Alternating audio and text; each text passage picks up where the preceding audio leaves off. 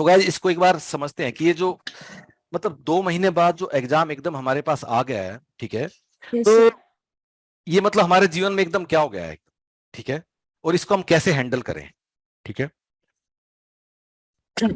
So guys सबसे पहली बात आपको ये समझना है कि ना ये जो सिलेबस है जिसमें 16-17 कीवर्ड है एपीएफसी के, ईओ एओ में 12-13 कीवर्ड है, ये अच्छा खासा सिलेबस है, ठीक है। Yes sir. ये कोई छोटा सिलेबस नहीं है। मैं खुद जनरल मेंटल एबिलिटी में पढ़ाता हूं, ठीक है। मुझे पता है कि जनरल मेंटल एबिलिटी के 36-37 टॉपिक है, उन्हीं को करने के लिए कम से कम 36-37 दिन तो चाहिए। अब एक टॉपिक को कवर करने के लिए 36-37 में नाम लिया, अब उसको 17 या ठीक है एवरेज भी कर लो 20 दिन, 17 से मल्टीप्लाई करो तो कितना लंबा टाइम होता है, ठीक है। यस और सर। तो अगर हम नॉर्मल अपना पढ़ाई करते हैं और अब अगर हम टाइम देखते हैं उस हिसाब से, so I agree with you first कि ये टाइम काफी ज्यादा कम है, ठीक है। लेकिन अब ये हमारे लिए एक अपॉर्चुनिटी भी है। क्यों यस सर। अपॉर्चुनिटी है? बिकॉज देखो देखो हम ना स्टूडेंट से बात भी करते हैं, काफी सारी जनता तो मन से गिव अप कर चुकी है, ठीक है, कि भी हमसे सिलेबस नहीं हो, क्योंकि ये मतलब ह्यूमन बीइंग का नेचर है ना कि जैसे ही कोई स्ट्रेसफुल माहौल आएगा तो ज्यादा लोग गिव अप कर देते हैं और कब लोग उससे गुजर के उससे सफल होकर बाहर निकलते हैं, ठीक है। Yes sir. सो इसलिए हमारे लिए अपॉर्चुनिटी है कि काफी सारी जनता तो गिव अप कर चुकी है, ठीक है। एक अच्छी बात यह है कि ये कॉम्पिटिटिव एग्जाम है। कॉम्पिटिटिव एग्जाम का मतलब है हमें सारे सवाल ठीक नहीं करने हैं, हमें तो बस बाकी लोगों से ज्यादा ठीक करने हैं। अगर बाकी लोग 80 सवाल ठीक कर रहे हैं 100 में से, तो मुझे 81 करने हैं, लेकिन अगर बाकी लोग 20 ठीक कर रहे हैं तो मुझे बस 22 कर देने, उतना ही काफी है मेरे लिए, ठीक है।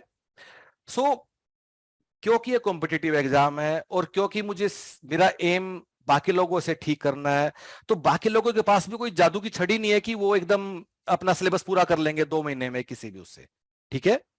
सो इसको थोड़ा इसको थोड़ा एक अपॉर्चुनिटी या थोड़ा जैसे भी मतलब जबरदस्ती मान लो या जैसे भी तुम्हारा मन है पास होने के लिए, जैसे अपने मन को समझा लो, ठीक है। इसको या इसको एक अच्छी सी अपॉर्चुनिटी या फिर वो समझ के अपना माइंडसेट बनाना होगा आप सब लोगों को। It's it's lot of about mental also. Physical मेहनत तो है ही जो विद्यार्थी करता है, लेकिन बड़ा सारा तुम्हारा एक मेंटल गेम भी है इस वाले एग्जाम में। मेंटल या साइकोलॉजिकल। क्यों? क्योंकि पेपर 2 महीने बाद आ गया है, ठीक है। अब इस 2 महीने में तुम कैसे हैंडल कर सकते हो? तुम्हारे सिलेबस में जो 16-17 कीवर्ड है ना, एक बार उन सारे कीवर्ड को देखो और देखो कि किस कीवर्ड में मुझे कितना मेहनत का जरूरत है। इनफैक्ट कीवर्ड के भी तुम अंदर जाओ। कीवर्ड के अंदर का मेरा मतलब है कि अगर फॉर एग्जांपल अगर हम बात करते हैं न्यूमेरिकल एप्टीट्यूड की बात करता हूं, उसमें अगर 35-36 छोटे छोटे टॉपिक हैं, ठीक है, तो उन 35-36 में से मुझे कितने मैं जल्दी से कर सकता हूं और कितने नहीं कर सकता हूं। अपना एक प्लान बनाओ कि न्यूमेरिकल एप्टीट्यूड में अगर 35-36 टॉपिक हैं, उसमें से मुझे अगर नंबर सिस्टम नहीं आता है या नंबर सिस्टम मुझे काफी कठिन लगता है तो मैं नंबर सिस्टम छोड़ देता हूं, ठीक है।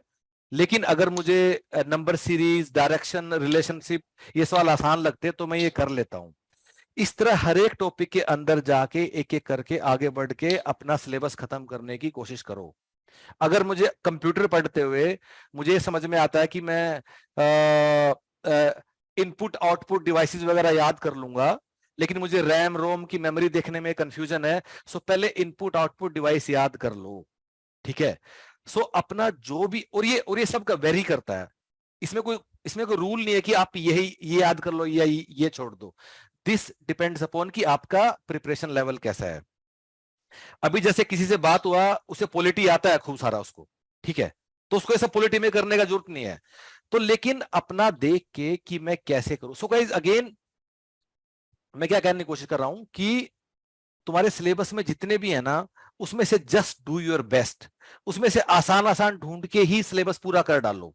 अकाउंटिंग पढ़ रहे हो, अकाउंटिंग समझ में नहीं आती है, लेकिन अकाउंटिंग के शुरू के प्रिंसिपल होते हैं 10-12, मुझे पता नहीं कितना, उससे एक सवाल तो आता ही है, कम से कम उसको अपना याद कर डालो, ठीक है।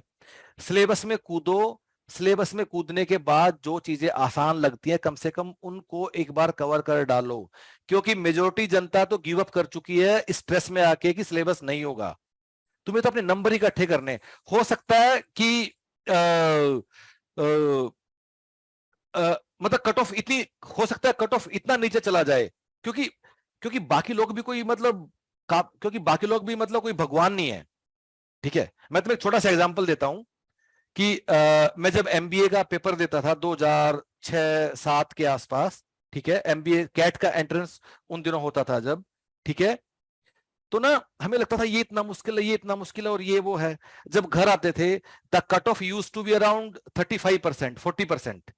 परसेंटाइल 98 99 होता है, बट कट ऑफ वाज 35%, 40%। तुम चेक करना कभी जाके, ठीक है। और तब हमें लगता था कि अगर मैं सिर्फ आसान आसान भी कर देता ना, तब भी आराम से कैट में मेरा सिलेक्शन हो जाता आईएम में कहीं। Same rule goes in this place. अपने आसान आसान एरियाज ढूंढ के अपना सिलेबस जितना हो उसके मैक्सिमम कवर कर लो, और ये बात दिमाग में डाल लो कि कोई भी नहीं कर पाएगा। हम देखो, हम लोग जब परीक्षा देने जाते हैं ना, और हमें ना बड़ी एक अच्छी चीज होती है कि जब हम परीक्षा, कोई भी एग्जाम, कॉम्पिटेटिव एग्जाम हम देने जाते हैं, हमें लगता है कि दूसरा सवाल नहीं आया, तीसरा नहीं आया, चौथा नहीं आया, पांचवा नहीं आया, और हमें ना स्ट्रेस आना शुरू हो जाता है, अरे तो मेरे से कोई भी नहीं हो रहा। फिर हम एक बार सर उठा के बाजू वाले को देखते हैं, वो अपने पेन में ऐसे लगा होता है डिग डिग डिग डिग, और हमें ऐसा लगता है कि उसे सब आता है। किसी को नहीं आता इतना सारा, कोई यहाँ भगवान नहीं है, और नए किसी के पास कोई अनड्यू मतलब एडवांटेज है जो सब सब जानता है। अपना थोड़ा, अब जो भी सिचुएशन है जो है सो है, मतलब इट इज लाइक कि तुम्हें किसी ने बोल दिया है कि मतलब 3 दिन बाद शादी है, तो बस करो। अब मतलब गुलाब जामुन नहीं तो लड्डू बना दो, लड्डू नहीं बना, जो भी है उसमें कर डालो, अब शादी है 3 दिन बाद। अब ये नहीं हो सकता कि शादी को पोस्टपोन्ड है या वो कर दो या नहीं, फिर लड़की मिलेगी नहीं, ठीक है। तो क्या मतलब इसमें अपना एरिया ढूंढ के, इसलिए बार बार बोलता हूं, ओन अप द प्रिपरेशन। अपने सिलेबस में जो 15-17 कीवर्ड है, एक एक करके ढूंढो, उसमें देखो मैं क्या कर सकता हूं, just maximise it. Coming to your last point, कि मैं खुद से पढ़ूं या कोचिंग करूं, ये सब आपका डिस्क्रिप्शन है, ये आपको देखना है। अगर आप अच्छी जगह कोचिंग करते हो, 2 फायदे होंगे। नंबर 1, कि कोई आपको समझा देगा, तो आपके लिए चीजें आसान हो जाएंगी, ठीक है। अगर आप एक इकोनॉमिक्स का कॉन्सेप्ट पर खुद को पढ़ के समझने में आपको 1 घंटा लगता है, शायद टीचर उसको 20 मिनट में बता देगा। दूसरा फायदा क्या है कि थोड़ा things will become faster for you, so they will become easier for you. Second thing, they will become faster for you, ठीक है। बाकी use your description, use your mind. लेकिन जो भी है, अब इसमें कूद जाओ गाइज, मैं तुम्हें फिर बता रहा हूं, जनता नहीं पढ़ती है इतना, मतलब बड़ी सारी जनता तो यूट्यूब पे लगी रहती है, टेलीग्राम में पीडीएफ डाउनलोड करती रहती है। वंस अगेन, कोई भी पास या फेल इसलिए नहीं होगा कि उसके पास कंटेंट नहीं था। सर मेरा एक क्वेश्चन और है, जैसे अभी आपने बोला, मुझे अभी अभी ये क्वेश्चन आया, जैसे आपने बताया कि आप अपना बेस्ट निकालो उसमें से, जो भी सिलेबस में आपको आता है उसमें से जिसमें आप ज्यादा अच्छे उसको करो, और उसके साथ ये देखो कि एग्जाम में इससे ज्यादा क्वेश्चन आ रहा है तो एटलीस्ट मेरे को 10 ना आए, इसमें से 5 कर लूं क्वेश्चन, इतना मेरा सिलेबस का एरिया कवर हो जाए। तो वो how to identify in whole syllabus, ये मुझे थोड़ा सा कंफ्यूजन हो रहा है। नहीं, वो तो देखिए, अब आपको देखिए अपना कंटेंट तो इकट्ठा करना होगा। अब हमारे साथ एनरोल होते हो, कहीं और होते हो, कंटेंट तो आपको देखना होगा ना कि मेरे पास क्या कंटेंट है मेरा, एंड देन उस कंटेंट। सो मैं क्या कह रहा हूं, तो आप लोगों सुन, दोबारा मैं बोलता हूं, in the entire syllabus of 17 topics, अगले 1 महीने ये टारगेट कर लो कि जो मुझे आता चला गया मैं करता चला गया, और जहां मैं अटक गया उसको मैंने छोड़ दिया।